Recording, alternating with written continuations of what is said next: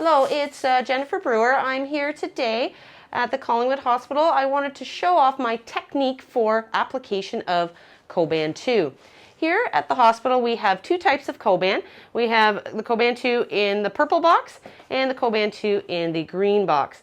These are two different amounts of compression that we can apply to a lower leg ulcer. In the purple box, this is the 30 to 40 milligrams of mercury of pressure Coban, and inside we have a little socket that is optional, but it really helps to stop the Coban from sticking to the bed. And then we have two layers, one which is labeled number 1 and then number 2.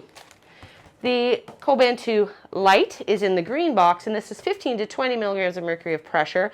But today we're focused on the higher pressure bandage.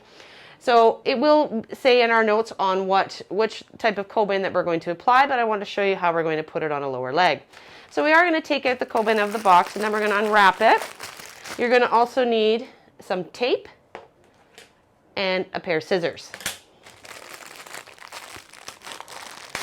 So Coban does go on in 2 layers. It's what's called the multiple layer dressing, and it is a short stretch bandage. The nice part about Coban is that we actually don't have to take the roll off of the leg.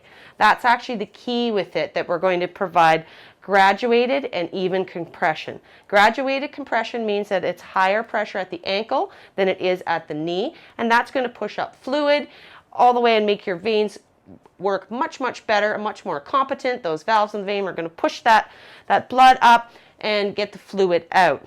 So when I'm applying it, you're only ever going to apply the first layer in one way because it's going to roll only one way. If you try to do it the opposite way, you will get resistance. All compression starts at the 5th toe. And again, I'm not going to take this roll off the leg. I'm going to wrap it right around. And the very first layer does not need to encompass the heel. It's going to just go up the ankle. Now, some ankles are misshapen, and we did used to teach that if we couldn't get this wrap around, you can actually cut the Coban here and then restart it. So I will cut that in some cases when, again, the ankle is misshapen, but often I am able to just turn it and then pleat it. So this is another technique to opposed to doing the cutting. So we always want to have what's called a 50% overlap on the layer before. So meaning the layer previous, I'm going to cover it by 50%. And that's how we're going to unravel it all the way up the leg. Again, at the same time, by not taking the roll off the leg. If you need a leg holder, there's lots of PSWs on the floor that'll be happy to help, or grab another nurse to help hold up the leg. Often the patient can do it themselves. So we'll go all the way up, that 50% overlap, that roll not coming off the leg, and then we're going to apply the Coban 2 fingers below the kneecap. So that's where we're going to stop. And then we're going to cut this off because you will have some excess, and you really can't reuse these bits. As much as it seems like a waste, we try not to reuse them. And then I usually just tape this piece down, otherwise it'll unravel on you.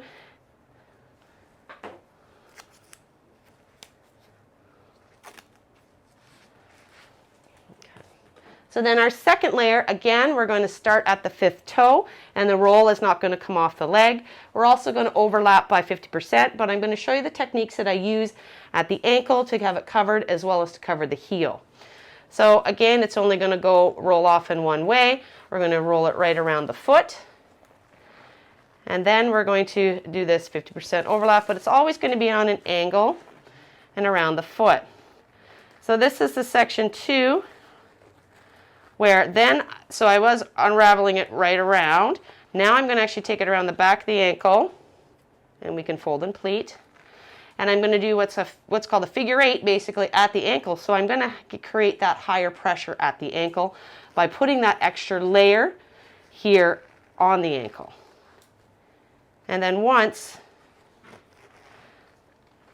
I've done that, I can do my 50% overlap all the way up the leg again. And again, never stretching this roll out, always allowing it to stay on the roll, because the stretch is actually built right onto the roll. I don't need to do that extra stretch.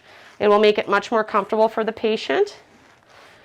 And then you don't get the wonky lines within the leg too, because it's stretched too much in one area and not stretched enough in another. Now, I don't tend to take the end of this and just wrap it around either. It can create a tourniquet effect. So this part I actually cut off as well.